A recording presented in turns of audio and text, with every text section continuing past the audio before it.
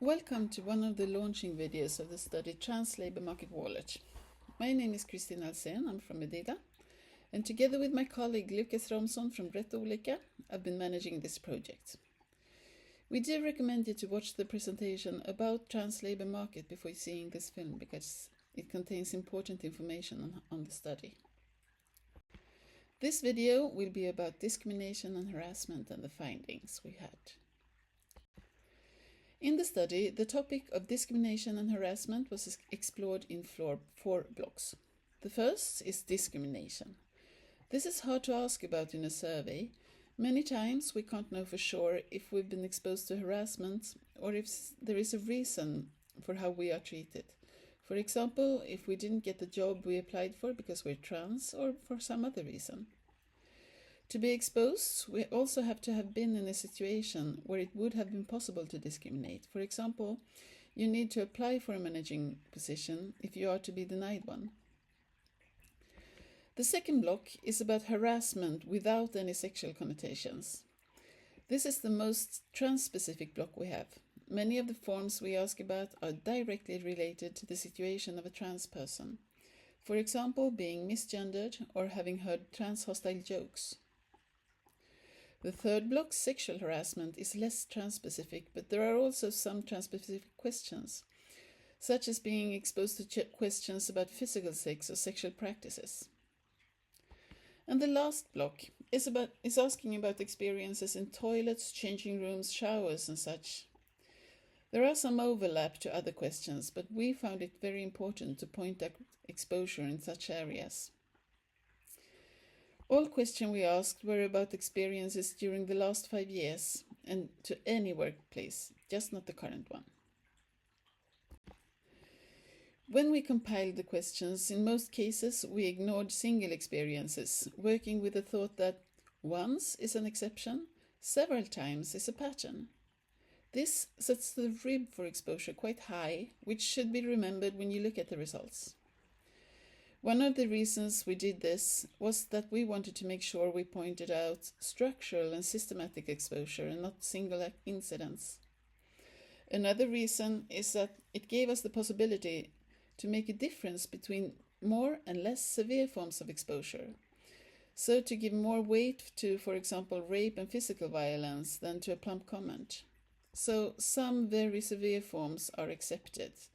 Single experience of those forms are included in the results. If we start by looking at discrimination, about 1/3 of the respondents had experienced at least one form of discrimination. Most common was being fired. This is partly because we considered it a severe form and single incidents were counted. Many had also experienced being given less qualified working tasks, not having working clothes or equipment matching their body, less access to professional development or lower salary. One respondent tells us that I was cheated out of both my salary and vacation because the employer had something against me being trans. We couldn't see any systematic differences between Sweden and Finland. Some questions were more often responded to by Finnish people, the light blue staples, and others by Swedes, the dark blue staples. Though we did see some age differences. It seems older people, the yellow staples, are more often experiencers of discriminations. One reason might be that they are more aware of the rights. Another reason might be that they are more often in situations where discrimination might occur, such as applying for more qualified jobs. There may also be a gender aspect, given that the oldest group have a higher share of women. The gender differences are quite striking. Women, the pink staples in the table to the left, are more often exposed than men, the light blue staples. And people that identify as some other gender, the yellow staples, they come somewhere in between.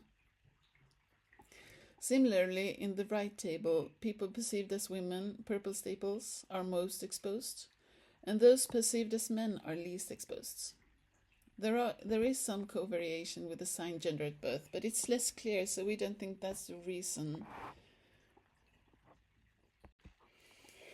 If we look at harassment, more than 40% of our respondents had been experiencing some sort of harassment.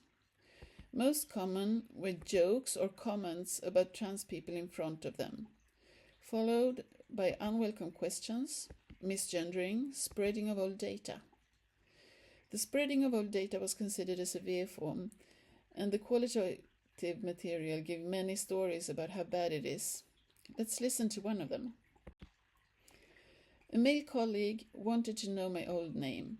I didn't want to tell him, but he found out anyway and spread the information to others, though they weren't interested. Since many of the questions of harassment are trans-specific, they could give an indication on if one of our countries are more trans-hostile than the other. We can see some very weak indications that experiences are more common in Finland. The light blue staples are in most cases a bit longer. The major exceptions to this is misgendering, and this could be related to the different uses of pronoun in Finnish and Swedish language. Also, spreading of old data is more common in Sweden, but that could be because there's a higher share of transitioners in Sweden, until the change of the Finnish law last year, making it easier to change the legal gender. There are some small age differences, generally showing more experiences among older, the yellow staples, but it's less obvious than for discrimination. The differences within the groups are smaller also when it comes to gender. Once again, women and those perceived as women are more exposed than men and those perceived as men. The group that does not conform to binary norms, neither in identity nor in how they are perceived, tend to come in between. But the differences are overall smaller.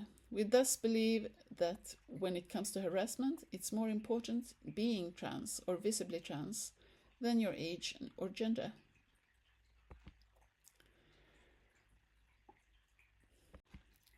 One-third of our respondents had experienced at least one form of sexual harassment. The most common were questions on sexuality or sexual practices and questions about sex and operations. Many had also been experiencing touching or sexual suggestions, and few people, but still 8 people, had been raped or attempted to rape on their working place. We should remember that this is all about the working place. Men groping, sexual comments, questioning, and the wrong pronoun. It's everyday life. This is one of many quotes in our qualitative material pointing at men and masculinity as a major problem when it comes to sexual harassment. The country differences we can see is that Swedish people tend to be more exposed to questions on sexuality, sexual practices, sex and operations. This might be, as we shall see, a co-variation with age and gender. When it comes to age, we can see clearly that the older groups, the yellow staples, are more exposed, especially to different types of questions. We can also see that women are more exposed to all forms of sexual harassment than men. The Swedish population is generally older and more often women, and thus this might explain the country differences. The perceived gender seem to matter less. The dark blue staples, with those with a non-conformative or varying expression, are clearly more exposed than in other areas. We believe this is because many trans women have difficulties passing as women and therefore are included in this group. So at last we take a look at the experiences of harassments in toilet, changing rooms or showers. Only about 10% have experienced this. It's a less negative result than we expected, though still very serious. The most common form is verbal assaults. About 20 people had been repeatedly banned from the choice of facility or experienced sexual or physical assaults. The tendency is that Finnish people are more often than Swedish have these experiences. Since there are very few respondents, we're not sure, but the tendency goes against age and gender patterns. The Finnish respondents are generally younger, and And we can see that it's older people, the yellow staples, that are more often have those experiences. The exception is sexual assaults, where the youngest, the dark blue staple, are more exposed. And once again, this age structure might be correlated to gender. We can see that women, the pink staples, are clearly more often than other groups exposed to this. And when it comes to perceived gender, we can see more exposure among those perceived as women and those with a varying norm or more norm-breaking appearance. It thus seems to be going on more in women's facilities than in men's. And once again, we can see that assigned gender at birth are less relevant. So, to conclude, we can see that harassment and discriminations, they're common experiences among trans people. There are no or unsecure systematic differences between countries. We can see clear age differences correlated to gender differences. And the gender identity and maybe perceived gender at birth are more important than assigned gender at birth. Women are most exposed, men are least exposed, and other gender, they come in between or on varying positions. We also wanted to look at some of the major protective and risk factors for being exposed. First of all, we could see a small increased risk for those that also belong to some other discriminated groups. They are the pink staples. The differences are small but general and confirmed by a qualitative material, so we believe in them, though they're small. More surprising, we didn't see any clear connection between being open and being exposed to discrimination or harassment. The different staples show the degree of openness, and the staple clusters to whom shows the different forms of discrimination. And it varies on all levels. The only tendency we might see, though it's very weak, is that those that are visibly trans, the yellow staples, are among the most exposed groups. The lack of statistical correlation does not mean that it's irrelevant for each trans person if you're open or not. On the contrary, many told us about how openness changed their relation to the world around them. But how it changed, that seems to vary. Also, there is always the dimension of fear of being exposed to something if you come out. I live stealth and worry a lot about whether anyone knows and whether I or my partner will be exposed to violence, since we live in a small community.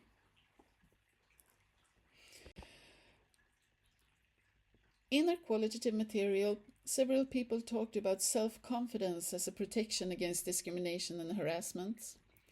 In the survey, we asked the question, do you feel that you can live as yourself? The connection we see is irregular, but it might be that those that do not live at all as themselves, the purple staples, are often more exposed. Another factor that could be influencing someone's exposure is if they've finished their gender-affirming treatment.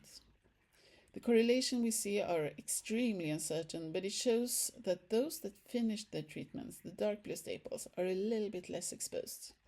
This could be maybe because they're more easily passed as their true gender.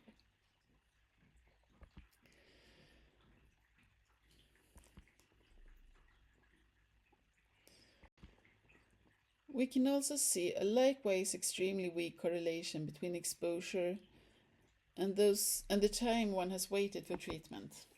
Those that have had less than 3 years for treatment are generally a little less exposed than others. At last, we can show a clear and statistically assured correlation, and that is to a healthy work environment. Those that like their work, feel safe, feel respected, and feel like they're a part of the community at work, they are also less exposed to discrimination and harassment. This is not surprising, though, since you probably do not feel good at a working place where you're exposed to harassment. So, who did this? Who's the perpetrator? We asked by whom the person had been exposed. Most common was to answer that it was by a colleague or a business partner, the light blue staples, followed by third parties such as customers, clients and such. Those are the pink staples. Quite a few had also been exposed by managers. They are dark blue. It should be remembered that on a working place there are much fewer managers than colleagues or clients, so we can't draw the conclusions that managers are harassing less. I have been told by our CEO that I should not wear women's clothing at work because many of the customers are white older men who the CEO believes would stop working with us if they found out I'm trans.